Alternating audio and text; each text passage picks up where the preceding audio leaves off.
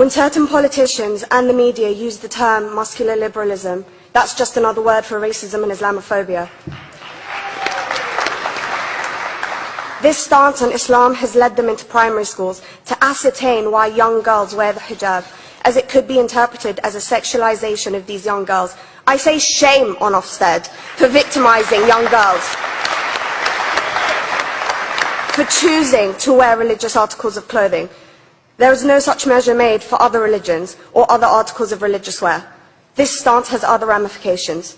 It signals to the British public and emboldens groups such as EDL, BNP and other fascist and racist groups that women are oppressed by Islam, are made insubordinate to the men that supposedly force them to wear it, and that it is the job of the British state to liberate us. We reject this imperialistic saviour thinking.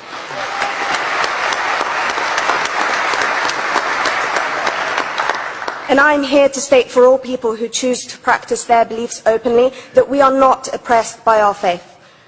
Islam is not one homogeneous block. There are Muslim women who do not wear the hijab, and that is their interpretation of their faith. The Quran beautifully states, "La ikraha fid din," which translates to, "There is no compulsion in religion." My faith has given me the right to choose 1,400 years before the Universal Declaration of Human Rights told me I could. A fun fact for you, conference. My dad didn't want me to wear the hijab. I chose to. Those of faith, thank you. Those of faith should have the right to choose to wear their articles of faith. Sikhs wearing the turban, Jews wearing the kippah, or Christians wearing the crucifix. Practicing my right to freedom of expression through the hijab empowers me and other women like me to know that we are able to make decisions for ourselves.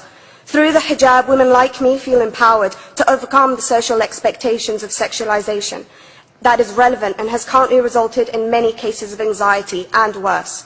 I can speak for myself and others like me. At school, I was able to focus more on the thoughts that were running through my mind than how good I looked to the world. The NUT has supported a woman's right to choose when it comes to pregnancy. I want conference to support my right to wear the hijab.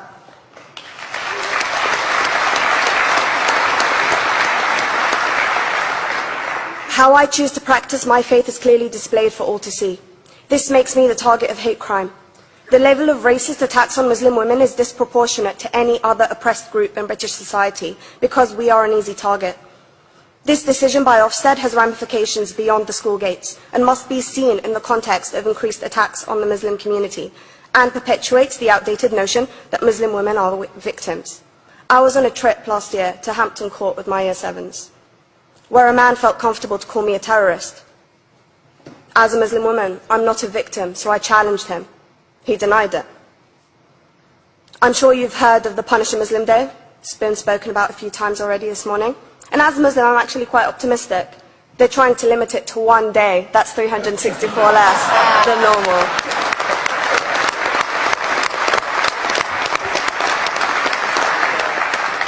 But let's be clear, conference. Islamophobia and other forms of racism affects non-Muslims too. If we don't challenge this stance as a collective, we may turn into a society like France, where women are forced by the law to choose between their faith and their education, their faith and their right to work in the public sector, their faith and their right to enjoy a day out by the seaside with their families. I want to end by stating that I came to this country as an 8-year-old refugee. We are Palestinians, forced out of our land in 1948. We lived in third world conditions, similar to those in Calais for 60 years. Here, I received the support I needed to study law at university and become a secondary school citizenship and PSHE teacher and a school rep. An injury to one is an injury to all, and I want to thank the Union for its stance on all oppressed groups, in particular mine, Palestine. Thank you, Thank you, Latifa.